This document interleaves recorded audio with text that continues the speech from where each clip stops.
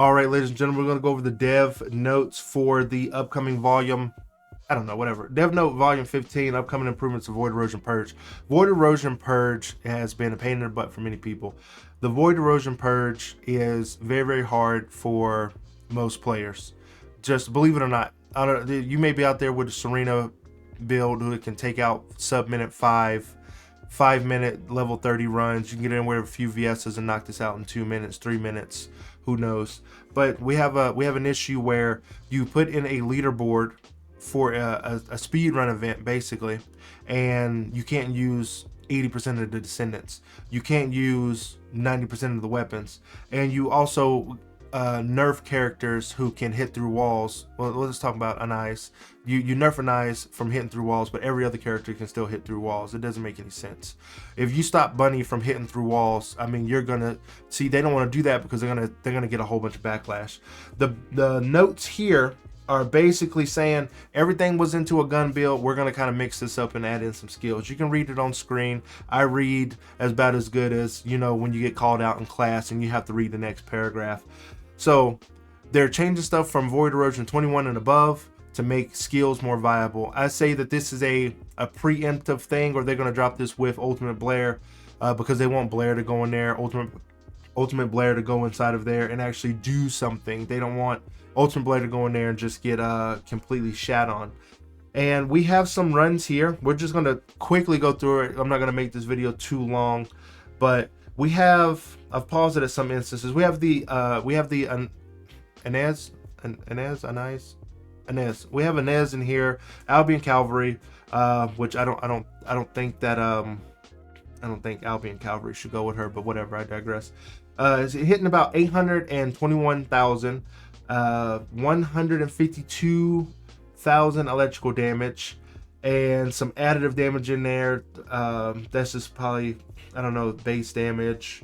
But the point I'm trying to get at is that Albion Cavalry is an outlier because you have to make the enemy stop moving. You have to stop them from attacking you, and Albion Cavalry does really good at that. It gives you more movement speed, so this is also great. But what we're not seeing here is we're not seeing this character match the weakness to this character here, which is I want to say that they're weak against burst. They're not weak against crush. Albion Cavalry is crush. They're weak against burst. So you're not seeing him pull out the what's this thing on this back? Voltia.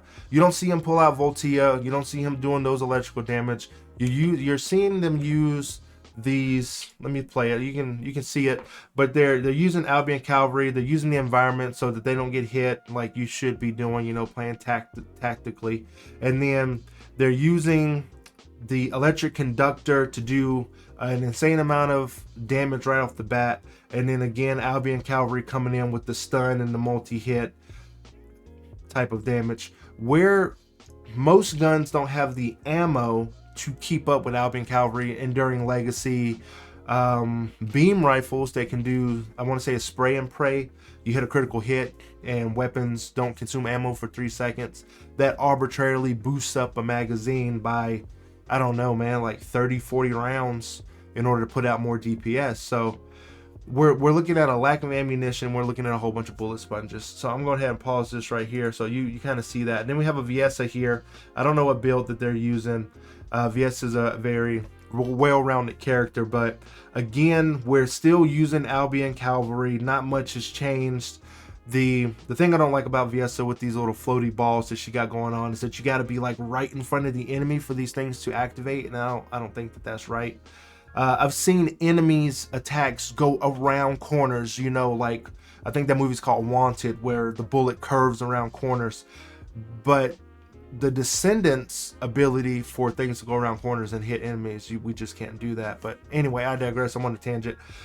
You made this leaderboard activity, speedrunning activity, and you put all these enemies in here, and it's a gun-based mode, but you put the cores in there for the gun-based mode, but you need the cores to beat the areas that give you the better cores, which in turn makes you feel like you have to, like, you gotta farm lower levels. there's nothing wrong with playing the game, but there is an issue when it comes to playing a singular activity so much to where you're in mid combat and you about having a narcoleptic attack because you just go to sleep being bored doing the same thing. The stages are samey. The enemies are all samey, just a different coat of paint on them. You got the big tank guy, you got the guy who throws the balls, and then you got the guys that pop shot you. Samesies, always samesies. And it just gets boring. You want to knock it out. That's why you're going to go in there with your Serena. And that's why you're going to go in there with 3 Serenas. You're going to get your buddy. You guys are all going to team up, and you're just going to just keep slamming the map and nuking everything. This is not... It is a direction that they're going in, but is it the best direction for the First Ascendant? I know that I do videos on the channel that, you know, you go into the shop, you buy a bunch of skins, but I think that their focus on skins versus the community who wants more in more rich environments, more bright gameplay versus the dull browns and grays that we see all the time and the dull reds. It's kind of, it's just real samesies. Void Erosion Purge should have a speedrun mode and it should have a core mode. Maybe that's a better way to go about it. Separate the two. Cheaters gonna go in there and try to speed run 2-second clears of a Void Erosion Purge. But anyone who's actually played a Void Erosion Purge, it could take you anywhere between 3 to 5 minutes if you're running an extremely well maxed out character. And just for them nerfing this before Ultimate Blair, when Ultimate Blair comes out, this is an issue that should have been taken care of at the first signs of complaint versus trying to fix it on the back end when we drop new characters. So hopefully, fingers crossed, that they have bigger, better changes coming to the game. But I don't want this to be an Outrider situation. It definitely isn't an Anthem situation. We're over that period because Anthem just had no end game. This is going to be an Outrider situation where the power creep has happened so much and the enemies get so spongy to where you're gonna have to run a group, and ain't no one really grouping up for this. You can even see in the demonstration that they're showing on screen that they did a Void Erosion Purge 30 solo. Why? Because probably it's easier. It's probably easier to do a Void Erosion Purge solo. Now, I'm gonna just show an example at the end here. I'm gonna stop talking. I want you to see why people don't play Void Erosion Purge in a group.